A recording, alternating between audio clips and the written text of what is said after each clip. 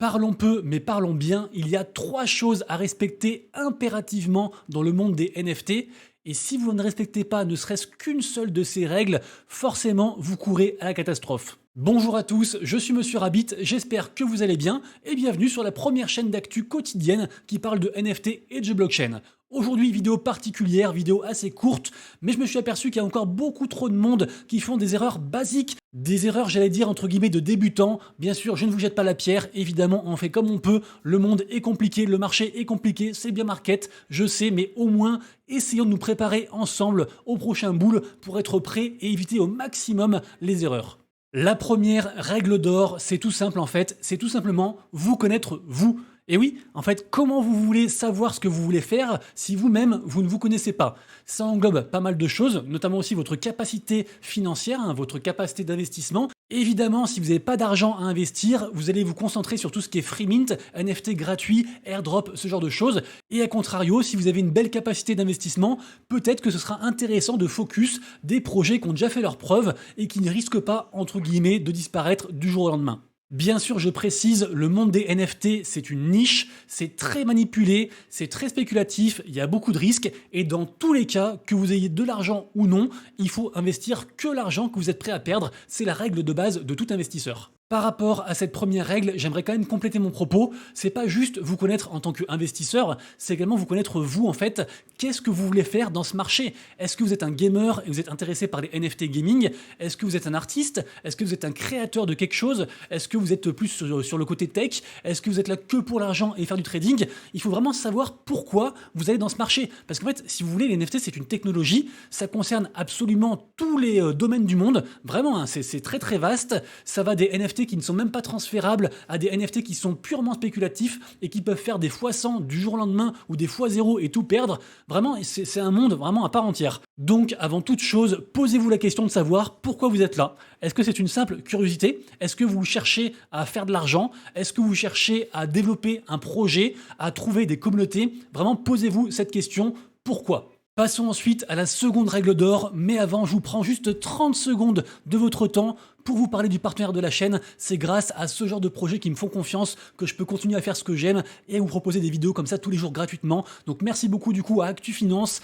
N'hésitez pas à aller faire un tour sur le site. C'est un site gratuit d'actu, actu quotidienne. Il y a des guides, il y a des comparatifs, il y a actu NFT, crypto, mais aussi trading traditionnel. Donc vraiment tout ce qui est autour de la finance de manière générale. Donc vraiment, si vous voulez soutenir la chaîne, n'hésitez pas à faire un petit tour dessus. C'est un site que j'utilise tous les jours pour le côté actu NFT, mais voilà, il y a vraiment pour tous les goûts. Il y a aussi des comparatifs pour tout ce qui est banque. Enfin, vraiment, c'est très très large. Des articles tous les jours qui sont mis à jour. Également aussi tout ce qui est nouveaux projets. Là, ça parle du même coin WSM. Bon, je pense que vous connaissez celui-ci. Ils ont tartiné au niveau marketing. Bref, du coup, allez faire un petit tour. Merci beaucoup du coup à eux pour le soutien. Et du coup, on passe directement donc au deuxième conseil. Et le deuxième conseil, c'est encore une fois de comprendre, mais cette fois-ci, pas vous, mais le marché dans lequel vous investissez. Il ne faut jamais, et en général, voilà, je ne sais pas de conseil d'investissement, vous faites comme vous voulez, mais c'est un, comment dire, c'est un conseil quand même. Voilà, prenez-le comme un conseil. Donc, il ne faut en fait jamais investir dans quelque chose que vous ne connaissez pas. Ça n'a pas de sens. Si vous achetez quelque chose, il faut au minimum savoir ce que c'est. Est-ce que vous imaginez rentrer dans un supermarché et puis acheter un truc au pif sans savoir ce que c'est? Forcément non, c'est inconscient, ça ni queue ni tête. Et ben en fait, dans les NFT, c'est pareil. Est-ce que vous achetez du coup quelque chose parce que vous allez avoir, je sais pas, un intérêt au niveau d'un jeu? Est-ce que vous allez avoir des utilités parce que, je sais pas, ça vous donne accès à un métaverse, à des expériences avec le club de foot de votre région, je ne sais pas. Il peut y avoir un millier de raisons pour lesquelles vous achetez quelque chose, mais dans tous les cas, renseignez-vous sur ce que vous achetez. Renseignez-vous également sur la team qui est derrière le projet. Est-ce que c'est une team de confiance? Est-ce qu'on sait qui c'est? Est-ce qu'ils sont doxés? C'est-à-dire qu'ils ont donné entre guillemets leur nom et prénom et entre guillemets il y a cette assurance de savoir en fait que telle personne représente tel projet.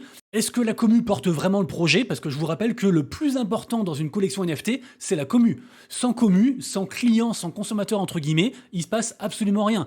Donc vraiment, renseignez-vous au maximum sur les projets qui vous intéressent. Prenez le temps, ne soyez pas trop pressés, vraiment. Des opportunités, il y en a tous les jours. Donc c'est pas grave. En plus, là, on est en bear market et il y a plein d'opportunités. Alors imaginez en bull market, quand tout explose, franchement, prenez le temps. Il vaut mieux passer à côté de quelque chose plutôt que regretter d'avoir acheté quelque chose. Ça, c'est mon point de vue. Donc voilà, comprenez au mieux possible le produit qui vous intéresse et vous serez à même de prendre des meilleures décisions. La troisième règle d'or fait directement écho au fait que les NFT, c'est un truc sentimental. On a beau dire, mais l'argent, entre guillemets, c'est de l'argent, ça n'a pas d'odeur, ça n'a rien. Mais un NFT, ça a souvent une image, ça représente un projet, ça représente des attentes. On a envie de s'attacher, entre guillemets, à ce projet, à ce NFT. Et forcément, quand on met de l'affect dans un business, c'est compliqué. Il faut absolument faire la part des choses entre les sentiments et le business. Et pourtant, moi, je suis un mauvais exemple parce que je mets souvent du sentiment dans mes projets, mais c'est moi, je suis comme ça. Il faut aussi se découvrir soi-même, comprendre comment on fonctionne, et moi, je fonctionne comme ça. Mais force est de constater que les gens qui performent sur le long terme sont en général ceux qui mettent de côté les sentiments et qui ont tout simplement la troisième règle d'or, à savoir un plan. Le plan, c'est la base. Quand est-ce qu'il faut rentrer ? Quand est-ce qu'il faut sortir? C'est juste la base en fait. Vous avez beau acheter le meilleur projet du monde, les NFT c'est très spéculatif, c'est très volatile. Donc si jamais vous allez acheter un projet, même un free mint par exemple, vous l'avez acheté à 0, c'est un free mint, hein, et il monte, je dis n'importe quoi, un 0,2 ETH, ce qui est une somme énorme pour un free mint. Et bah si vous n'avez pas fait un plan à l'avance, vous ne saurez tout simplement pas s'il faut vendre, quand il faut vendre. Et en fait ça c'est un gros problème. C'est d'ailleurs un petit peu le même problème qu'on retrouve pendant le bull market. Parce que pendant le bull market, tout marche, tout fonctionne, tout explose, mais les gens ne savent pas en fait quand il faut revendre. Et ce qui fait qu'à la fin, ils perdent beaucoup d'argent. Et malheureusement, dans les NFT, il y a une règle qui dit que plus vous holdez un NFT, et bah plus vous perdez de l'argent. C'est pas tout le temps vrai, mais il faut un petit peu garder ça en tête. Souvent, c'est quand même du court, voire du moyen terme. Et c'est vraiment que certains projets, à peu près un projet sur 10, sur 20, qui performent sur le long terme. Donc vraiment, ayez un plan. Ça peut être un plan tout bête, hein, pas besoin de faire non plus des calculs de fou. Ça peut être, je sais pas, par exemple, acheter 2 NFT, et si jamais le floor price, le prix du NFT fait 1 x 2, bah vous en vendez un des deux, comme ça vous restez dans le projet que vous aimez bien pour gratuit, parce que vous êtes remboursé déjà en fait le projet. Ça peut être, je sais pas, par exemple, faire une sorte de DCA en achetant 4-5 NFT à différents paliers. Bref, ayez le plan à la fois pour l'entrée dans le projet, mais à la fois aussi pour la sortie, et même plus, essayez d'aller un petit peu plus loin si vous pouvez, en mode vous posez des questions du style, voilà, si le projet demain il fait x10, qu'est-ce que je fais? L'idéal, c'est carrément de mettre des ordres à l'avance, comme ça après vous touchez pas, vous avez votre plan d'entrée, plan de sortie, plan de DCA, plan de ce que vous voulez, ou alors même de holder hein, pour la vie, hein. Ça peut aussi être un plan, mais en tout cas sachez où vous mettez les pattes. Normalement, si vous respectez ces 3 règles d'or, vous comprendre le marché et avoir un plan, vous devriez vous en sortir beaucoup mieux que les autres et surperformer la masse. En tout cas, c'est tout ce que je vous souhaite. Les amis, du coup, si vous avez kiffé la vidéo, mettez-moi un petit commentaire, un petit pouce en l'air. Nous, en tout cas, on se retrouve très bientôt pour une prochaine vidéo. Et d'ici là, bien sûr, prenez soin de vous, de vos proches et de vos wallets. C'était Monsieur Rabbit, des bisous. Ciao.